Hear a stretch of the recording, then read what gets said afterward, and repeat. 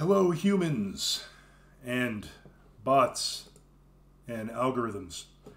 Looks like I'm at 465 subscribers now, which, as I always say, I'm not bragging about, but I never thought I would have this many followers that care to listen to me ramble on and on. Although, judging from the statistics, most of the views on my pages, whoever's looking at my pages, are barely watching any of my videos. I see like 1 minute, 2 minutes, 3 minutes, very low percentage ratings. But maybe those low ratings are the bots and web crawlers, and maybe the longer watch is the real people. I don't know. I should probably just give up trying to figure it out. Anyhow, I'm going to read some viewer comments here. As always, I welcome your feedback, and you can always email me as well. tinfoilhatfashion@protonmail.com. And of course, I do accept donations. At the bottom of every video, there's a link to a buymeacoffee.com page. Anything is appreciated. So, 8 days ago, Kill the Stereotype 4601 said on my off-the-cuff episode 36, Cornell and Bennington, things are hard to prove when it comes to this. I found it strange. Chris and Audioslave were against Trump's inauguration, and V's mom wholeheartedly supported Trump, and V's younger brother, I believe, is a Mormon. Chester's quiet about Scientology, but kind of pushing it. The environment just all seems like cultish environment. There's people believing Trump is Jesus and willing to die for him. So, okay, there's a lot going on there. I don't want to spend too much time on it, but yes, things are hard to prove when it comes to this, which, as I say in the video, is why I kind of stayed away from the whole Chester Bennington thing and even some of the theories about Vicky, because I don't like to repeat a bunch of stuff that I can't prove that everyone's already talking about anyway, and I see people not getting anywhere and not, Vicky is a difficult person to find out things about, and the most interesting thing about that, I think what that says, is that there's definitely a will online to keep her background quiet. And I don't think it's just, I'm a private person and, I'm normal, but I'm just private. I think there's something more than that. I think that the effort that she goes through, or the handlers around her, the effort that is obviously made to hide her background on the internet, I believe can only be possible by a very by someone spending money and paying someone to just police the internet every day and make sure that certain information gets muted or scrubbed or whatever. And I don't think technology, I've read a little bit about that kind of technology, and I'm very interested in that kind of technology, and I'm always asking my listeners, if you have any book to recommend or anything I should look into regarding this, I want to be more educated on it. But I don't think it's that hard to scrub information off the internet. I just think that it probably costs some money, especially if you're doing it every day of the week. But, Vicky's got a lot of money, so I'm sure she can afford it. But when it comes to the whole topic of, Cornell and Bennington, I mean, I have the official investigative report. I've gone over it in other blogs. And, I like to be able to look at something solid, something official, a solid document, and just form, conclusions based upon that document. I feel like I'm giving more truth. I'm putting more truth out there, or something closer to the truth. As I say in the video, the only reason I commented on the Bennington thing is because I watched another video where someone else was going way off on it, and I found some of it kind of interesting, which I go into on that episode if you want to watch it. As far as this whole cult thing, I mean, yeah, it does seem like a cult. And I think Scientology is just one of these strange cults that's persisted and just smells really off, for sure. And I wouldn't be surprised if Chester was involved in it. As I mentioned in the video, Chester's sexual abuse as a child, alleged sexual abuse, and his father's supposed role as an investigator that looks into child trafficking or child abuse. I just find that connection very strange, and I'm not sure what to make of it, but it doesn't sound very good. you know, Chris and Audio Slave were against Trump. Okay, Tom Morello is like this upstanding guy, right? And he's all about defending the underdog and defending people. Fine. You know, he's well-spoken, very educated. He's not a guy I'd want to get into a debate about anything with, because he seems like the kind of guy that you start going back and forth and he'll start quoting, like, you know, something from a book he read. I mean, you're just going to be like, I'm not going to win an argument with this guy. He's too smart. I think his dad was a member of the UN or whatever. I don't trust him as far as I can spit. And I don't like saying that because I grew up a big Rage Against the Machine fan, and he was someone I really admired. But, you know, when I was able to get the official investigative report and clearly see how the media lied about Chris Cornell, and then I saw what Tom Morello was saying in public, which was basically repeating exactly what the mainstream is saying, that just told me right there how fake the guy is. So, I mean, you know, applaud him all you want for his political views or whatever benevolent things you think he's doing, and he probably is doing a lot of benevolent things, you know. But I'm sorry, the guy's a fake. He has nothing to say about Chris Cornell, and I just think that reveals everything about him. Anyhow, so I was curious where this person got the information about V, which is, I guess, short for Vicky. I don't know why they're saying V instead of Vicky, but the response was Armenian genocide, which made no sense to me. What are you talking about? He got the information from Armenian genocide. Then Kill the Stereotype goes on to explain, I typed a bunch of stuff, and it seems YouTube has not been posting it. It's been happening. It gets annoying. But V's mother was posting pro-Trump stuff on her Instagram, and I also read that Trump's son and wife attended one of V's, their nonprofit in NYC. Okay, well, you know, I don't really care what V's political views were and if they were diametrically opposite to Cornell. I mean, I don't really see what relevance that is. If it is true, you know, I mean, I know I have plenty of friends that are Democrats and friends that are Republicans that are into Trump. And no Trump person I know, no Trump fan I know thinks he's Jesus.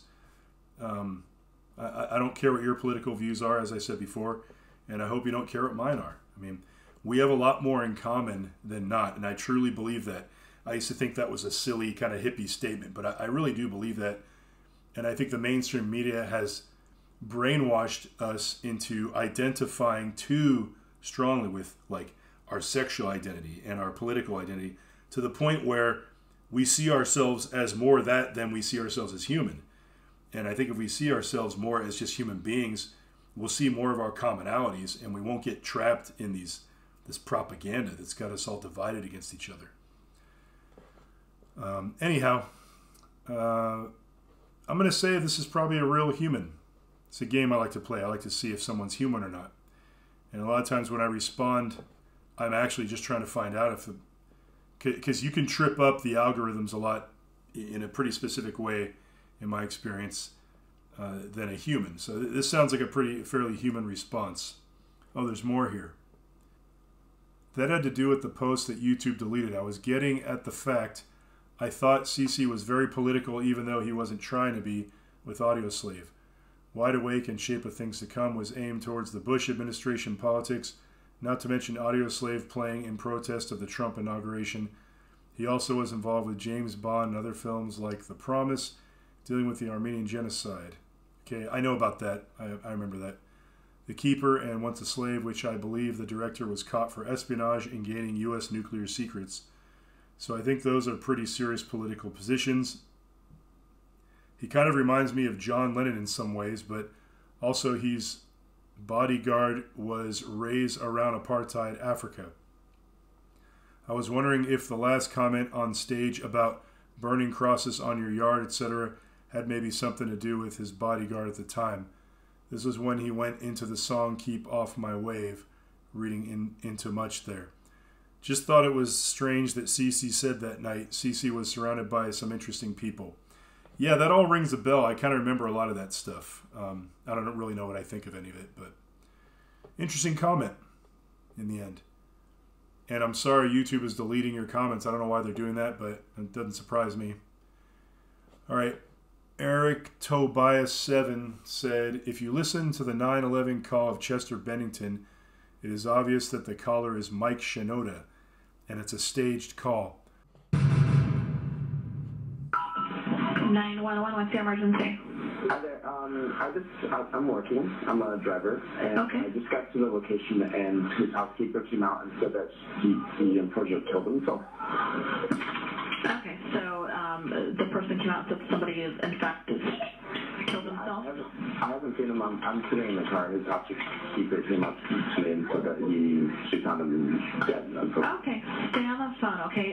Is she able to talk to see if there's any kind of breathing or anything like that? Yeah, I asked. I said, is he cold? Is he warm? And she said, no, he's dead. He's been hanging, and she's talking to his wife right now. Okay, stay on the phone. I'm going to transfer to the fire department. Stay on the line, okay? Thank you. Yeah, I don't know what to make of this 911 call. I mean, first of all, TMZ definitely lies. They get paid to lie. Like, if you have a lot of money, you can pay them to just lie about something. I'm not saying it's that simple, but one example I can give you is there was an article that came out, 2 articles regarding Chris Cornell that were fake. One was about track marks, supposed track marks found on Chris Cornell's body, and someone saw it and like, oh look, oh he was a heroin addict, he OD'd. Turns out the track marks, quote unquote, were from Narcan injections that were injected post-mortem to revive him in case he had OD'd on an opiate like heroin, which he had not. So that was a flat-out lie that TMZ put out there. They also put out another article saying this whole carabiner clip thing. Now, I don't know if you remember that aspect of the story, like supposedly Chris Cornell used a carabiner. Like, okay, how does that make any sense? A carabiner clips onto something else to be tight, like climbers use them. What does that have to do with him hanging himself? Like, you put it in the top of the door. They're saying you put it in the top of the door. It didn't make any sense. I completely debunked that in my original video. You know, watch that if you want to see more detail on that. But it's completely fabricated. That's not even in the official investigative report. The carabiner conspiracy theory was completely made up by TMZ. So, as far as the video itself, I mean, the guy sounds really calm. That's kind of weird. I really don't know what to make of any of that, and I'm not really prepared to take it apart right now. It's odd for sure, but you know, he was, to me, he was obviously murdered. So it is, you know, we're starting from odd and we're going deeper into odd. And I don't know what Mike Shinoda's voice sounds like. It could be his voice. It seems to me there is a disinformation campaign that was conducted involving Mike Shinoda. I talk about that in the video. I don't know what to make of it. Why did Bono take a detour from tour to visit Chester that day? That's interesting if that's true. I haven't looked into that. He's probably about as establishment as it gets. I mean, look how big U2 is. Anyhow, I was interested in hearing the 911 call, so I asked, where'd you hear it? And they thankfully provided a link. So again, I think we're talking to a human here, so that's good. I'm glad to be talking to, I want to talk to humans. If I'm talking to algorithms, I'm just going to sit there and analyze what, I'm trying to find the algorithm's angle, because I want to reverse engineer the algorithm and find out what the protocol is of that algorithm. I think that's educational. It's probably boring as hell to hear me talk about it, so I'm glad that I'm talking to humans here. It's more interesting.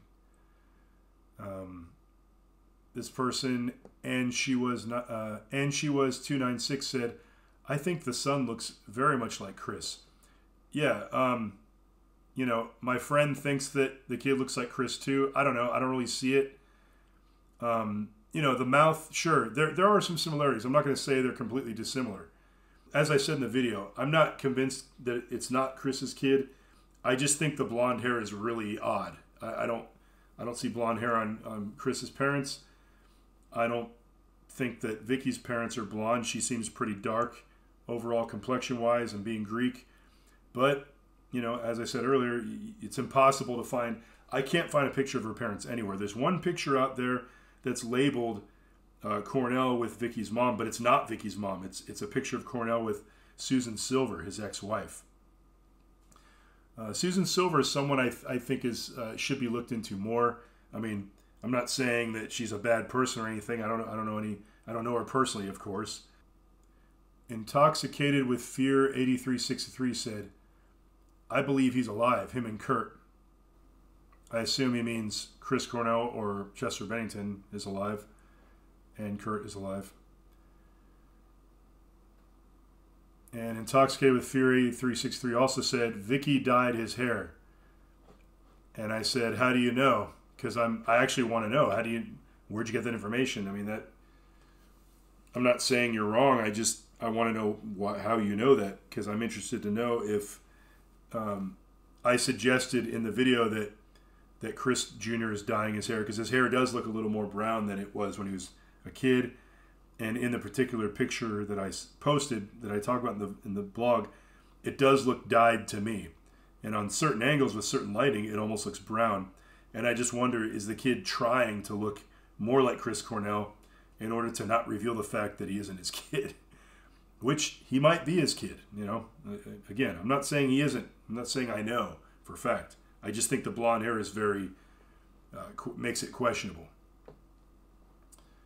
And 3 Amigos 919 commented on my episode 35 Off the Cuff, where I talk about Paul Diano, the late Paul Diano, and said yes, 100%. So I take that as a compliment. Thank you. 3 Amigos 919. Lisa Chant 5411 commented on the same video. Rest in peace, Paul, a true rebel. Didn't take shit from nobody. You know, as I said in the video, I was a big Paul Diano fan. I can't say I'm really a fan of him as a person after reading his book and all that. His voice just, moved me a lot growing up. And that's all that really matters to me. I don't really care what kind of an asshole he was or whatever. The book's really funny. It's very crude and there's a lot of gross stuff in it. So if you got a weak stomach, but hey, go read it. It's if you got a good sense of humor, you probably get a kick out of it. It's called The Beast. James Sullivan 9468 said Dylan was more Courtney's friend. Okay, well, the only thing I'm going to say about that, speaking about Dylan, Kurt Cobain's friend, the guy who bought the gun for Kurt Cobain and was sort of present around all that. The only thing I'm going to say about that is that Tom Grant said, the investigator that Courtney Love hired, who was going to check on Kurt at her request and went to the house at night with Dylan. Tom Grant puts forth the theory that Dylan went into the house and was gone for quite some time before he came back to tell him that Kurt wasn't home. And if I recall, I think Tom said that he believes Dylan may have actually gone to the greenhouse right then and there, which is where Kurt's body was found. And that Dylan may have discovered Kurt's body right there but didn't say anything. And Tom's theory for that is that he may have flipped out a little bit because Dylan was a hardcore heroin addict. And he was getting his heroin from Kurt. So now his heroin hookup was gone, and that was more important than anything else to him. So this idea that he was Courtney's friend, I mean, yeah, I think probably he was, but you can't ignore the fact that if she was now his heroin hookup, well, yeah, she was his best friend at that point because his best friend was heroin. And if she was the only one that he thought he can get it from, then yes, she was his best friend. They may be friends now to this day. I wouldn't be surprised. I don't really follow Courtney's happenings day to day. Light Before the Tunnel 1 month ago commented on my episode 22, Mark Lanigan related. New to your channel, I just started watching it a few hours ago. Started with your video on Lanigan, Cobain, etc. I really like what you're doing, and I subbed. It's good to see there are others out here trying to expose truths about the music industry from a biblical perspective, which it seems you're doing so far from what I've seen. You've got great discernment overall from what I can tell and come across as very genuine so far. Keep it up. I'll be keeping an eye on your channel. I really appreciate that. Thank you. Light Before the Tunnel. It wasn't that long ago that I was an atheist, and I remember how annoying it was for me when I felt like I was being preached to. So I try not to be preachy at all. I mean, I just try to be myself. The bottom line is I believe in Jesus, so it's going to come up. I'm going to talk about it, and I'm not going to worry about what I say about that because it's what I believe. My counter to that is, you go to rock concerts and you go out to clubs and stuff, and you see demonic, satanic stuff everywhere on people's clothes, and people throwing the sound of the horns, and hail Satan and all this stuff, and it's all very funny and stuff, and I get it. It's harmless if you don't believe in God. It's harmless. It's youth. People who get offended by that, you laugh. You're like, oh, you kidding me? You're that naive? You think people are naive and stupid who think that way. But I'm now on the other side of that. I get it. I'm a believer, and I think that we live in a satanic society. I'm just going to say it. And, as far as I know, America is one of the largest consumers of child trafficking in the world. I mean, this is where we live. This is where I live. And that bothers me. I mean, that tells me that we've got big problems here. We got to start looking at these things that we call normal. Wait a minute, look what's happening right under our noses. And we just go on with our lives and ha ha ha, going to, we just want to get stoned and party and drink and throw the son of the horns. And I don't know. Now I feel like I'm getting preachy, so I'll move on. I think I made my point. East End Dude said, thanks for the info. You're welcome.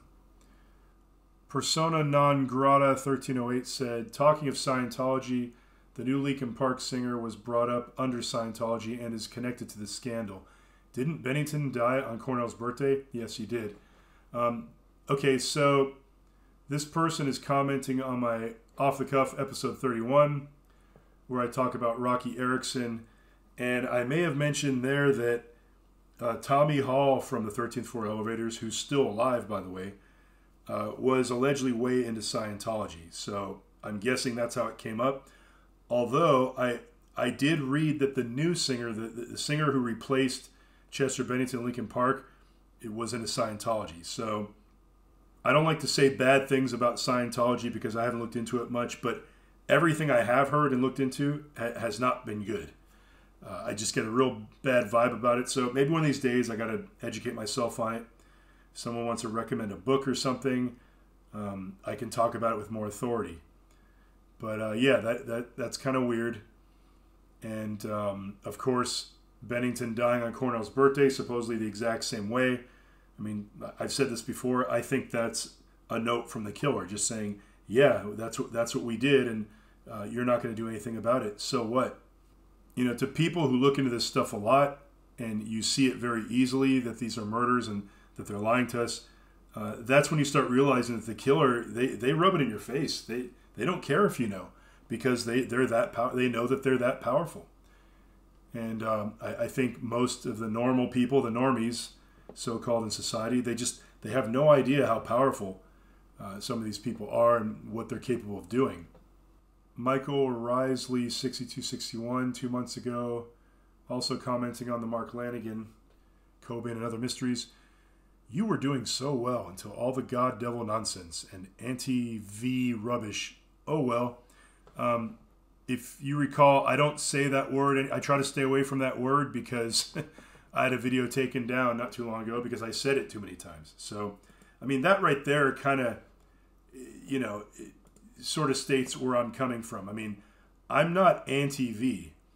I think what this person is, or this algorithm or whatever, if this is a human or not, I think what they're saying is that because I was untrustworthy about the most recent big V having to do with C-19, because I didn't take that, and I honestly think anyone who took it is nuts, but that's just me. This person is stereotyping me as anti-V as a whole, which is a very typical mainstream media establishment viewpoint to take, because the establishment wants to punish people, make people feel bad, and make them feel outside of society because they didn't want to inject something that was experimental into their body that has proven to be detrimental to people's health already at this point. Oh, and as far as the God-Devil stuff, if you're talking about the fact that I've come out as being Christian, you know, hey, I'm sorry if that offends you. Actually, I'm not sorry if that offends you. Don't watch it if you don't like it, okay? As I said earlier, I'm going to speak truthfully about what's on my mind. I'm not going to try to go, you know, turn myself into a preacher here. But, I mean, you know, if you love Satan and you think it's great when someone says, "Hail Satan," every other word, and that doesn't bother you, then I guess I might say the same thing to you, you know. You know, you were good into all this, like, devil God stuff. Karma Truth for Chris 6173 said, "Hi Joe, hope you're well. Thanks for your posts about CC. I always enjoy your perspective." I don't get tired of the Chris Cornell topic.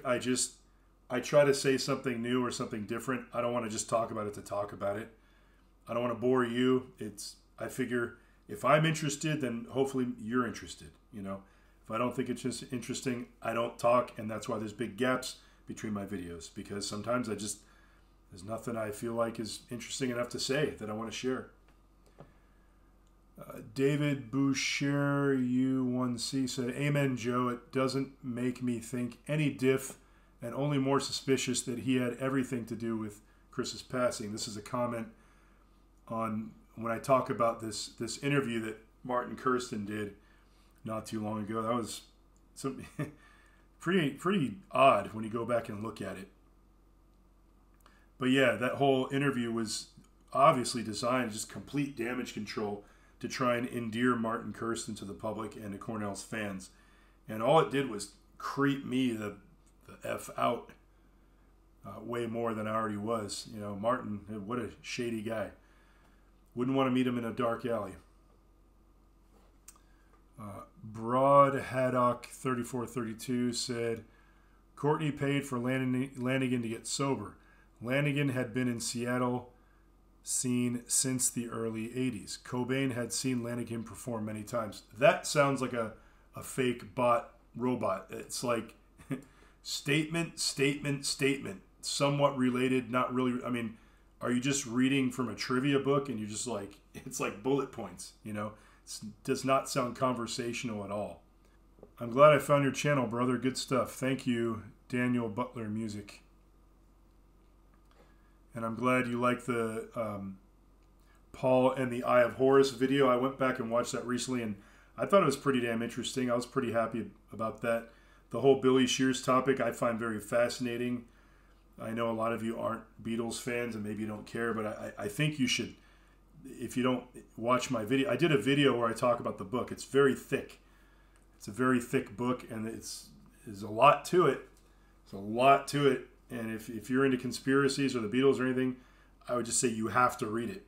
And if you don't want to read it, watch my video I did where I sort of try to summarize some of it. Some of it. Ban Everything 5580 3 months ago said, "Even when playing clubs and cities as a cover band, there's often a lot of money at stake for some very shady people, including the police and mafia, and most musicians never realize how tricky the entire situation is." I don't know. I think more musicians realize how corrupt and evil the whole thing is more than they let on, but I'm sure plenty of them don't. So, which is why they need to normalize all the evil, and this is why everything is so demonic and satanic lately. It's because they're trying to normalize this shit. If they're gonna push Satan in my face, you know, I'll raise the cross and I'll say the name Jesus Christ, and I won't feel like I'm overdoing it, because all I'm doing is responding to your, you know, throwing Satan at me 50 times, you know. What, I'm just supposed to, like, be all cool with it? Like, yeah, Satan's great, you know. I mean, hey, I have a different opinion. I'm sorry. Where's the tolerance for different opinions? Marisa C870 said, "Was literally thinking, Chris Cornell stumbled upon it, and then you said his name. Wow. Not quite sure what this person means, but that sounds cool enough, I guess. I'll go ahead and like that." So much conflicting information out there. I don't even know what to believe anymore. I don't know if we'll ever know the truth. Yes, I definitely relate to that feeling quite a bit. But we can't get discouraged, because that's what they want. They want us to get discouraged. And I think that's why they throw a lot of misinformation. That's why there's so much information out there.